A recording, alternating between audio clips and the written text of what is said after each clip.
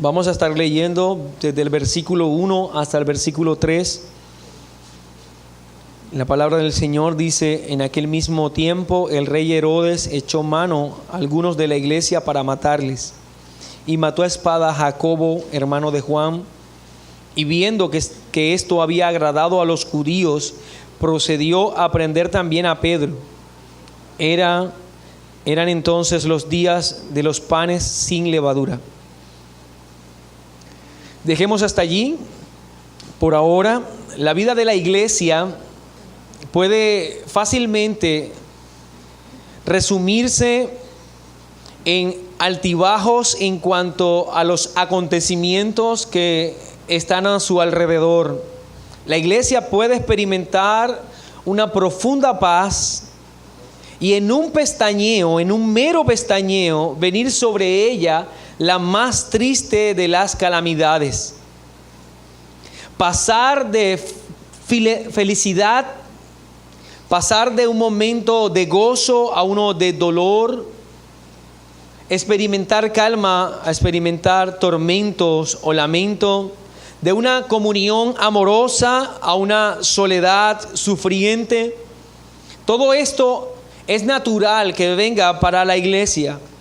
El problema es que hemos creído que los tiempos de paz deben perdurar siempre, que son los únicos por los que debemos pasar, y algunos consideran incluso que está mal si esos tiempos se cambian a momentos de dolor o momentos de llanto, que no conviene para la iglesia el que ella viva calamidades. Pero nos conviene también recordar entonces aquello que dice el predicador en Eclesiastés 3, versículo 11. Todo lo hizo hermoso en su tiempo, y ha puesto eternidad en el corazón de ellos, sin que falte, sin que alcance el hombre a entender la obra que ha hecho Dios desde el principio hasta el fin. Si nosotros hemos leído ya Eclesiastés capítulo 3, recordemos que se nos está hablando acerca de todas las cosas que debemos vivir y cómo para todo hay un tiempo. Este capítulo pasa de tiempo de reír a tiempo de llorar, de tiempo de nacer a tiempo de morir. Y esto es evidente en la iglesia. Cuando nosotros pasamos en el libro de Hechos, el capítulo 12, Lucas, recordemos, nos había dejado en el capítulo 11, en lo último que leímos en el sermón pasado, un hermoso cuadro de una iglesia con 7 maravillosas características que hablaban de una iglesia que crecía y que se encontraba en un continuo crecimiento. Ahora, al pasar al capítulo 12, mi hermano, encontramos cuadros profundamente dolorosos, cambios drásticos. Ahora, para una mayor descripción de los sucesos que están registrados aquí en el capítulo 12, yo quiero que lo dividamos en 3 partes. A lo que he puesto como título de este sermón: la oración, una respuesta de amor. Este es el título de el sermón en esta mañana. La oración, una respuesta de amor. Solo nos queda suplicar nuevamente al Espíritu Santo que nos asista a todos nosotros en esta tarea que tenemos por delante, de leer la palabra, de comprenderla y aplicarla a nuestra vida. Ahora, para desarrollar este sermón, quiero hacerlo bajo estos 3 encabezados que quiero dar sus nombres. El primero es el ataque. El segundo, la respuesta. Y el tercero, la provisión. Veamos entonces, bajo el título La oración, una respuesta de amor, lo que nos tiene para decir el Señor a través de su palabra. Pasando de una vez al punto número 1, el ataque. En el texto que leíamos hace un rato, dice: en aquel mismo tiempo el rey Herodes echó mano de algunos de la iglesia para matarle, y mató a espada a Jacobo, hermano de Juan, y viendo que esto había agradado a los judíos, procedió a prender también a Pedro. Lo primero que nos hace, a la introducción que nos hace Lucas, es ubicarnos bajo el gobierno de Herodes. Esto es algo particular de Lucas, como ya lo hemos descrito en anteriores sermones, para que podamos fichar, podamos ubicar adecuadamente en qué tiempo estamos. Ahora, no se trata de aquel Herodes llamados Herodes Antipas, que fue señalado como pecador por Juan el Bautista, y espero que nos acordemos de aquello. No es aquel que incluso, producto de una manipulación, pidió cortar la cabeza de Juan. No fue aquel que contribuyó también a la muerte de nuestro Señor Jesucristo. Se trata de el sobrino de Herodes Antipas, llamado Herodes Agripa. Este Herodes fue nombrado rey de los judíos por Roma en el año 41 después de Cristo. 41 después de Cristo. Y gobernó desde el año 41 hasta el año 44, cuando murió en una forma bastante espantosa y trágica, que es registrada precisamente por este capítulo. Dice que murió lleno de gusanos. Esto será también objeto de estudio en un próximo sermón.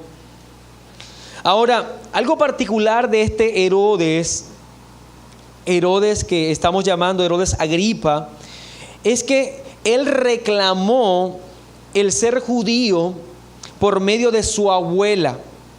Su abuela era de origen judío. Y esto le llevó a él a participar de todas las costumbres y ritos judíos.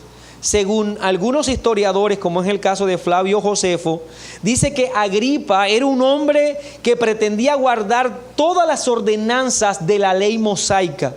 Era un hombre estricto en ello, tanto que se dice que diariamente ofrecía sacrificio en el templo y que durante las fiestas el Sanedrín incluso le permitía leer las escrituras públicamente. Así que podíamos señalar que este Herodes era tenido por el sacerdocio como alguien judío que podía también hacer parte de toda la devoción y todo el ritual particular de estas fiestas. Su devoción y tradición era tal también que se decía que él leía diariamente la ley de Moisés y lo veían como uno más en el Sanedrín. Bien, este es el Herodes que empieza señalando Lucas en el capítulo 12. Y hasta este momento nosotros podemos decir que la persecución para la iglesia o en contra de la iglesia venía directamente de ellos, del Sanedrín, del sacerdocio e incluso de Saulo en su momento, quien sería después el apóstol Pablo. Eran ellos los que habían emprendido en contra de la iglesia. Pero al momento en que Herodes asume la persecución de la iglesia, también entonces debemos señalar que desde este momento el gobierno entra a perseguir a la iglesia.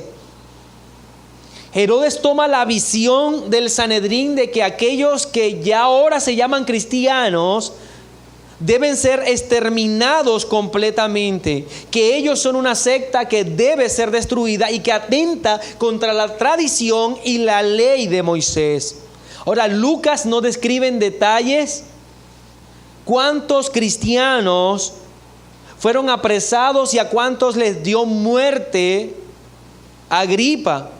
Pero lo que sí señala claramente Lucas es que el primer apóstol encuentra su martirio en manos de Herodes Agripa. Estamos hablando de Jacobo.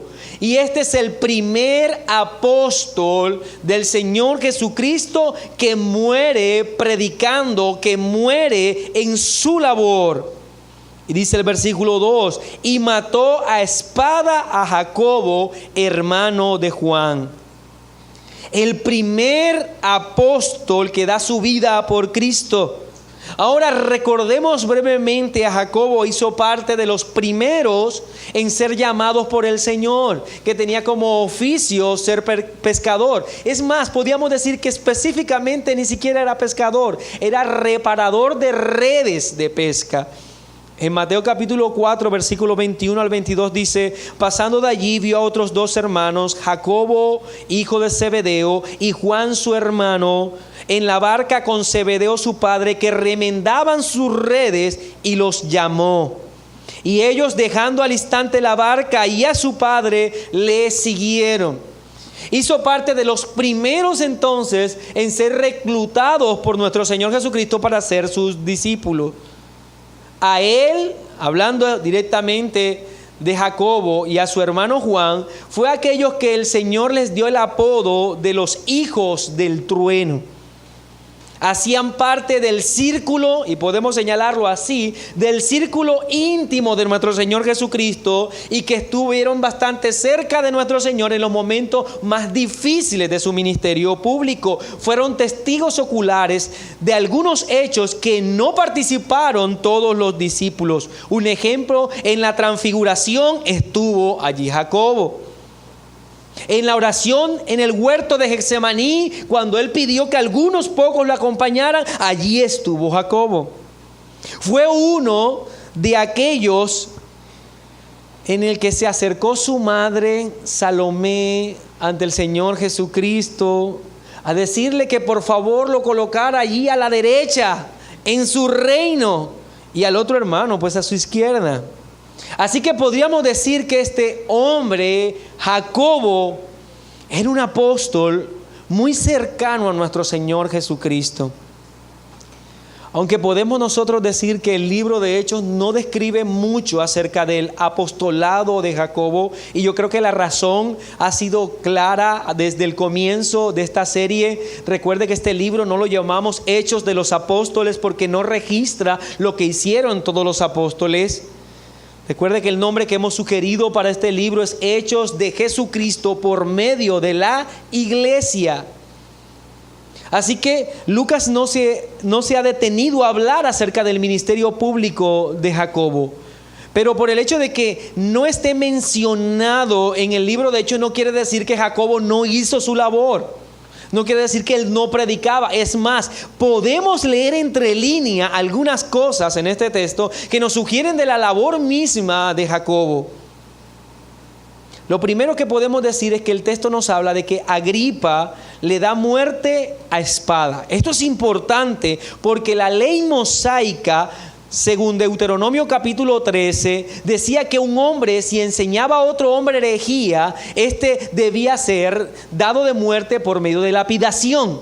Pero si un hombre con sus herejías contaminaba a toda la nación, o sea que enseñaba públicamente, no a uno, sino a masas enteras, la pena era traspasarlo con espada. Ahora, como ya hablamos, Agripa procura el estar aferrado a la ley. Así que podemos nosotros claramente deducir que si Agripa entonces está dándole este tipo de muerte a Jacobo, es porque Jacobo era una molestia por las constantes enseñanzas públicas que hacía sobre Cristo y sobre su evangelio. Eso podemos inferir claramente del texto. Llevó esto a Agripa a darle muerte a espada. Ahora yo quiero, mi hermano, que pensemos por un momento en que la muerte de Jacobo fue algo doloroso para la iglesia de Jerusalén,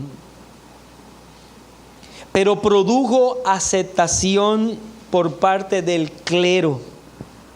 Aquellos que habían intentado de todas las maneras capturar a los seguidores del Señor Jesucristo, aquellos que habían comisionado incluso a Saulo para que hiciera esta labor. Ahora llega Herodes con toda su maquinaria política gubernamental a ayudarlos en esta tarea.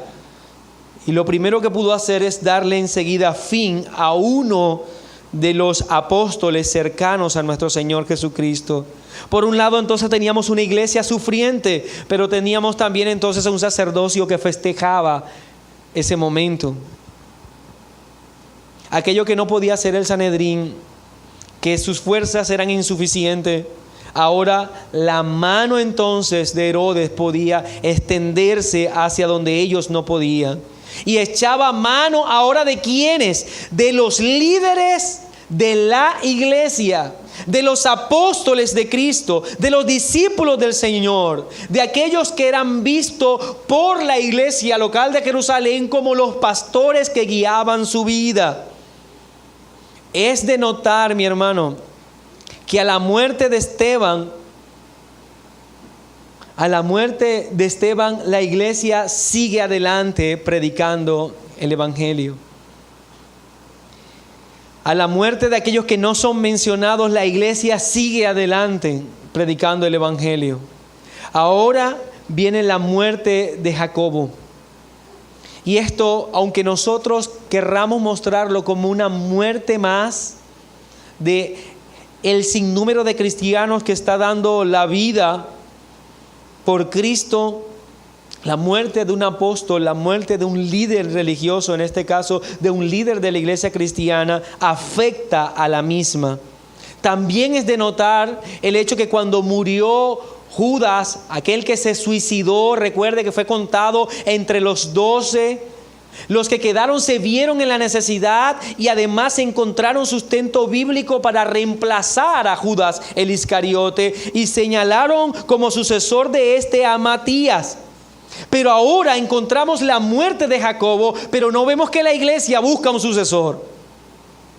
¿Por qué vemos que no hay sucesor en este caso para Jacobo, que era apóstol? Porque nunca Judas fue un apóstol. Judas fue un seguidor del Señor Jesucristo, mas no apóstol de él.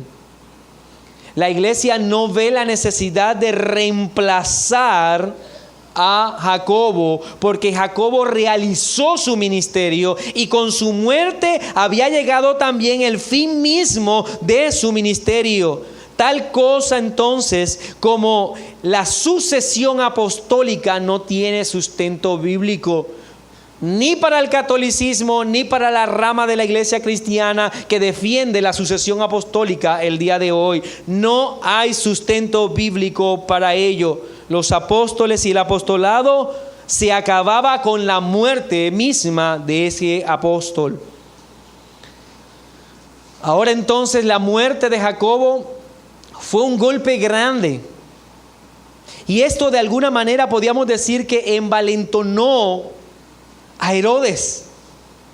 Y al ver en este caso que causó en medio del Sanedrín aceptación e incluso elogio de parte de ellos, entonces se emprende en contra de aquel que ha sido llamado el primero, el líder entre los apóstoles. Leas en este caso a Pedro.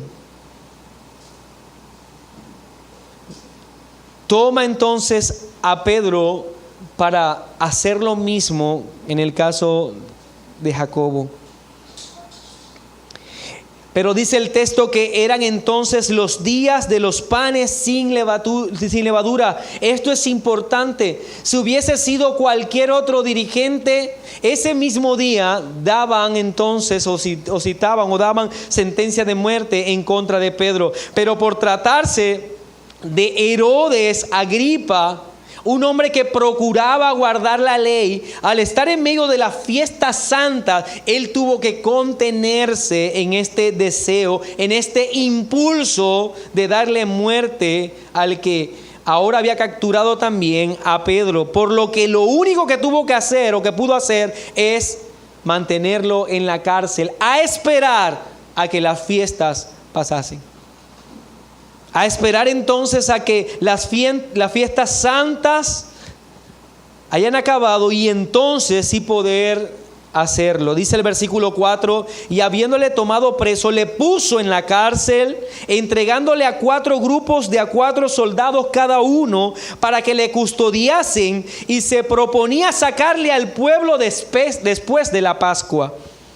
Así que Herodes tenía claro que no podía ir en contra de la ley, que debía tener prisionero a Pedro, pero después de la Pascua sí iba a hacer lo que él tenía pensado.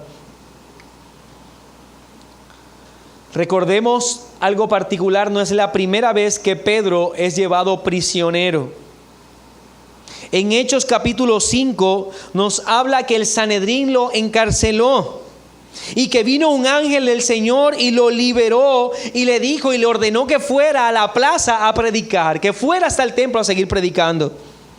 Al parecer los sacerdotes mismos informaron a Agripa de este suceso, de cómo Pedro ya había sido liberado de la prisión, cómo había salido misteriosamente de la prisión. Así que lo que hace Herodes es tomar medidas de alta seguridad en contra de Pedro para mantenerlo custodiado celosamente. Si usted cuenta, Agripa ordena 16 soldados para que custodien a Pedro y que de ninguna forma él se pueda escapar, que no pueda evadir su ejecución, que estaba temporalmente suspendida por las fiestas. Así que se parecía mucho a las cárceles de máxima seguridad del día de hoy. Agripa ordena incluso que Pedro sea esposado, amarrado a 2 soldados, que junto a él en la misma prisión debía estar amarrado a 2 soldados. De ninguna forma podía escapar. De los 16 soldados, 2 amarrados, 1 a cada lado. Esto es lo que pensaba Herodes. Y podemos asegurar que la intención de este hombre era darle un duro golpe a la iglesia, un duro golpe a los cristianos. Pedro era el apóstol que era considerado el líder, el vocero de los 12. Sin duda, mi hermano, herir a las ovejas es hacerle un daño al cuerpo del Señor. Pero dañar a un líder es garantizar la caída de muchos detrás de él. El Señor mismo lo presentó de esta manera en Mateo 26:31, porque escrito está: heriré al pastor y las ovejas del rebaño serán dispersadas. De allí que estemos hablando de un duro golpe, porque estamos hablando de aquellos que estaban dirigiendo doctrinalmente a la iglesia. Amada iglesia, los pastores, maestros o guías en la fe han sido siempre blancos fáciles en contra de los ataques. Ellos enfrentan vituperios, calumnias, persecuciones, tribulaciones. Pero más que pensar en ellos mismos como los blancos del ataque, debemos pensar que lo que se está procurando es acabar con lo que ellos están haciendo, con la obra que ellos están intentando edificar por ser instrumentos en las manos de Dios. Siempre herir a alguien que toma liderazgo de un grupo es garantizar que se acabará el grupo mismo. Por lo menos eso es lo que pensaba Herodes. Y la iglesia siempre ha enfrentado ataques, pero sin duda los ataques más dañinos que ha enfrentado la iglesia son los que van dirigidos para sus guías, para sus líderes, para aquellos que están en una posición de guiar a los demás. Muertos los apóstoles, pensaba Herodes, la iglesia cristiana, el cristianismo como tal, experimentaría una herida difícil de sanar y estaría condenado entonces a su exterminio. Mi hermano, este texto nos hace un llamado a estar alerta, con nuestros ojos espirituales bien abiertos, pues creemos muchas veces que si los pastores o los líderes son atacados, no pasa nada, pues ellos mismos tienen la capacidad de soportarlo todo. Al final, ellos han sido capacitados para esa labor.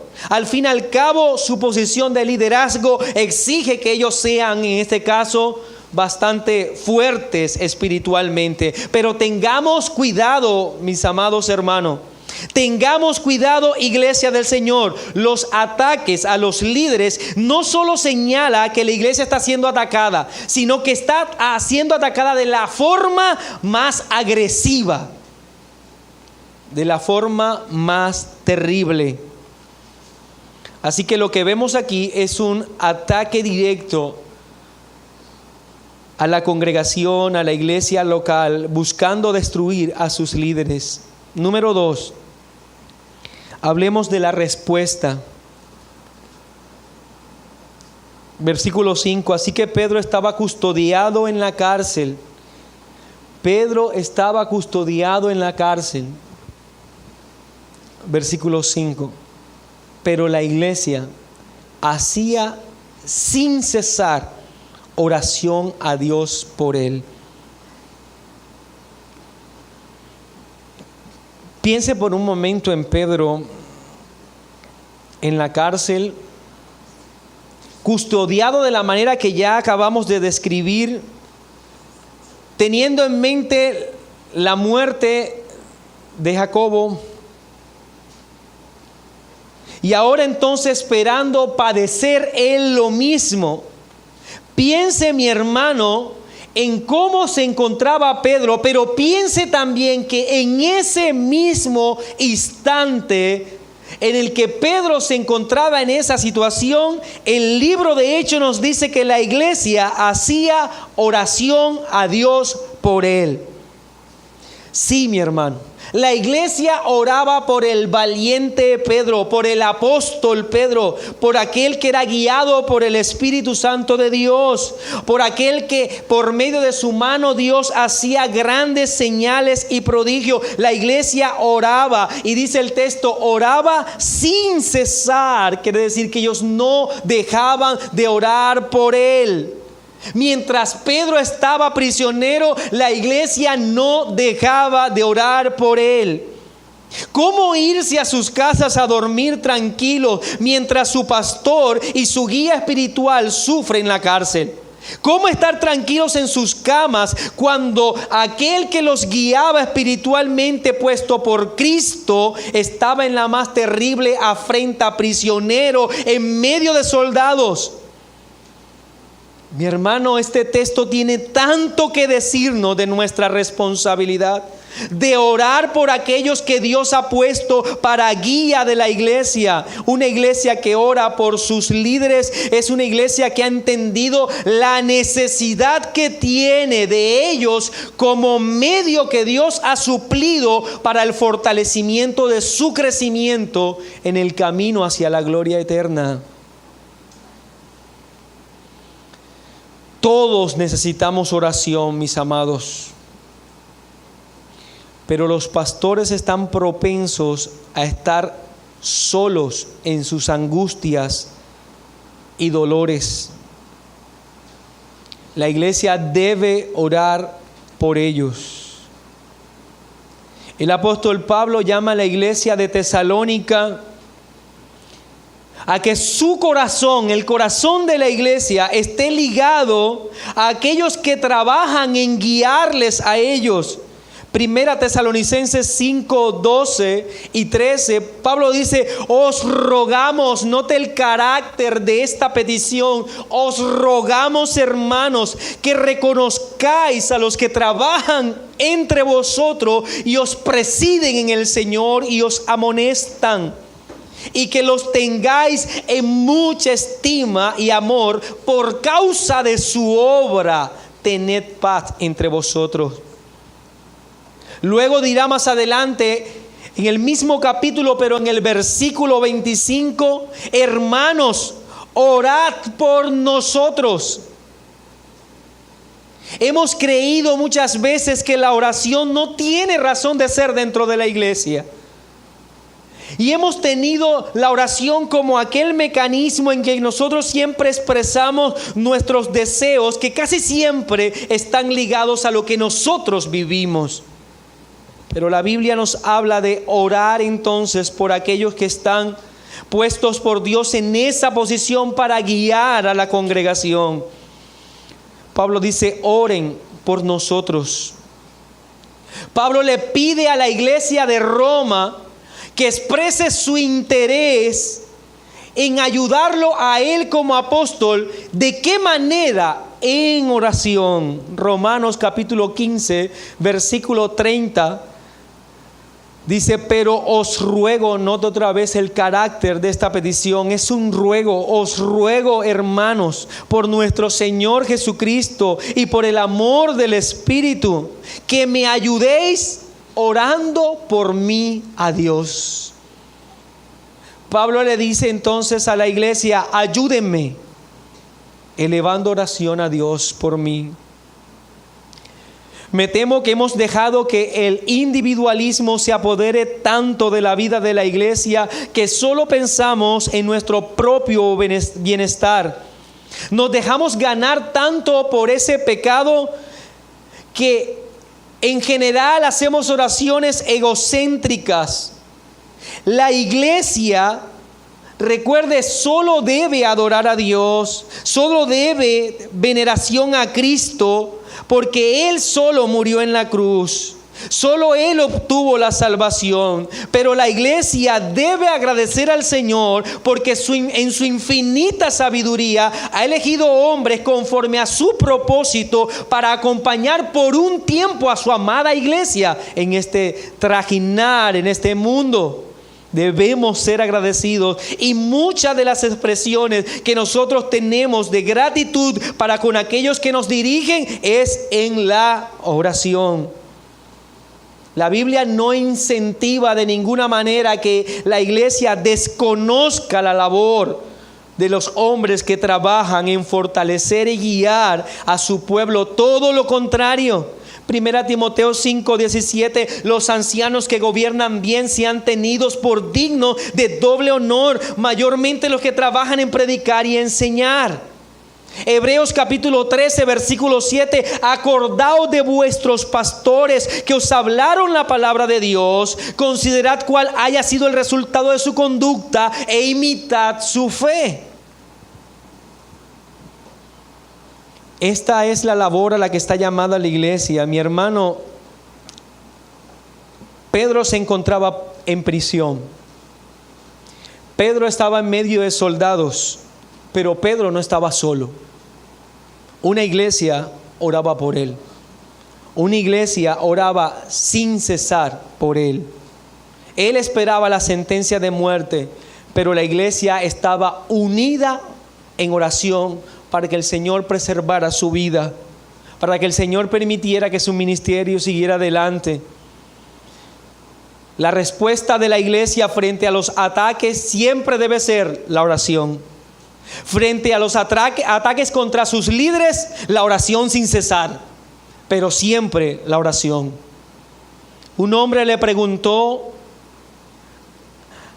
a Charles Spurgeon, un pastor muy reconocido llamado el príncipe de los predicadores, le hizo la siguiente pregunta: ¿usted, pastor, puede definir cuál es la razón de su éxito en su ministerio? A lo que Spurgeon contestó: sí, es muy fácil, la iglesia ora por mí. No puedo dejar pasar este sermón sin hacer un llamado a la iglesia, a cada uno de ustedes que hacen parte de las iglesias locales, a aquellos incluso que después escucharán este mensaje. Debemos orar por nuestros líderes, debemos orar por aquellos que Dios ha puesto para que guíen la vida doctrinal de la iglesia. Desechen el individualismo y la sobrevaloración a ustedes mismos y oren por otros. Oren para que el Señor encamine la vida de los predicadores de lleno solo a la fidelidad a la palabra de Dios, para que ellos estén dispuestos a echar a un lado aún su vida misma y morir por esa fidelidad a la palabra de Dios, para que ellos sean fuertes en las tentaciones, que batallen hasta el final de sus días contra el pecado, que no se dejen vencer por el desánimo y por los ataques, que puedan mantenerse firmes. Oren, iglesia, para que ustedes sean motivo de ayuda y no estorbo para sus ministerios, sino que con ánimo pronto sirvan de apoyo. Oren para que si tienen que venir los ataques en contra de los líderes de la iglesia, aquellos que están puestos allí pongan su mirada solo en Dios y esperen de Él las fuerzas para seguir adelante. Oremos siempre, mi hermano. La respuesta entonces de la iglesia a los ataques es la oración. Veamos entonces el punto número 3, la provisión. Leeré desde el versículo número 6. Y cuando Herodes le iba a sacar, aquella misma noche estaba Pedro durmiendo entre dos soldados, sujetado con cadenas, y los guardas delante de la puerta custodiaban la cárcel. Y aquí que se presentó un ángel del Señor, y una luz resplandeció en la cárcel, y tocando a Pedro en el costado le despertó diciendo: levántate pronto. Y las cadenas se le cayeron de las manos. Le dijo el ángel: cíñete y átate las sandalias. Y lo hizo así. Y le dijo: envuélvete en tu manto y sígueme. Y saliendo le seguía, pero no sabía que era verdad lo que hacía el ángel, sino pensaba que veía una visión. Habiendo pasado la primera y la segunda guardia, llegaron a la puerta de hierro que daba a la ciudad, la cual se les abrió por sí misma. Y salidos pasaron una calle, y luego el ángel se apartó de él. Entonces Pedro, volviendo en sí, dijo: ahora entiendo verdaderamente que el Señor ha enviado su ángel y me ha librado de la mano de Herodes y de todo lo que el pueblo de los judíos esperaba. Hagamos pausa en la lectura hasta aquí para puntualizar algunos detalles. Lo primero que venía a mi mente cuando leía esto para preparar el sermón era la forma tan sobrenatural en el que ocurren los hechos. Es algo glorioso, es algo increíble, la forma tan maravillosa, tanto que el mismo Pedro en esa situación no lo puede creer. Él cree que está en medio de una visión, al igual como la de el rollo y los animales que pasamos antes. Recuerden, él pensaba que estaba en ese trance, pero después de Pedro estar afuera, libre, entiende todo lo que sucedió. El Señor le ha sacado de la cárcel en una forma gloriosa por una intervención sobrenatural. Y yo me preguntaba, ¿por qué? ¿Por qué no a Jacobo? Mientras leía eso me preguntaba, ¿por qué Jacobo sí murió a espada? Y Pedro es liberado en esa forma tan sobrenatural. Pedro es rescatado milagrosamente y Pedro y Jacobo no.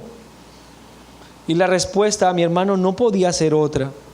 Quien determina cuál es nuestra función es el Señor. Y el tiempo en el que la realizaremos es Él. Jacobo ya había hecho lo que Dios había dicho que tenía que hacer. Para lo que él fue llamado, su tiempo llegó a su final. Pero Pedro debía seguir enseñando por un tiempo más a la iglesia. Pedro debía seguir instruyendo a la iglesia. Dios responde con provisión a su pueblo que ora, sea permitiendo que sus líderes sigan obrando o levantando nuevos hombres sobre la tumba de los anteriores. Pero Dios siempre responde con provisión. Y es eso lo que vemos claramente en este texto. No se trataba de Pedro el importante, Pedro el más importante que Jacobo, sino de los propósitos de Dios en usar a Pedro para seguir guiando a la iglesia. Nunca ha sido importante el hombre, siempre ha sido importante Dios y su propósito al usar al hombre. El día en que seamos quitados para irnos a la gloria eterna, entienda, mi hermano, ese es el día que el Señor ha determinado que nuestra misión en este mundo llegó a su fin. Que ya no tenemos más que aportarle al crecimiento de la iglesia, que nuestra labor aquí llegó a su fin. Por eso es que vemos este relato tan particular. Jacobo había hecho lo suyo, Pedro debía seguir trabajando mucho más. Y habiendo considerado esto, dice, ya estando Pedro fuera de la cárcel, llegó a casa de María, la madre de Juan, el que tenía por sobrenombre Marcos, donde muchos estaban reunidos orando. Cuánta precisión en el relato de Lucas. Habla de los nombres de la casa, de quién es y hacia dónde está. Es importante eso.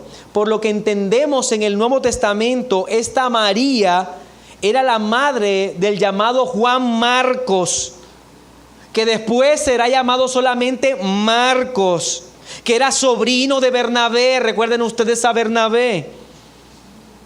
Colosenses capítulo 4 versículo 10 dice: Aristarco, mi compañero de prisiones, os saluda, y Marco, el sobrino de Bernabé, acerca del cual habéis recibido mandamiento. Si fuera vosotros recibirle, era una familia pudiente.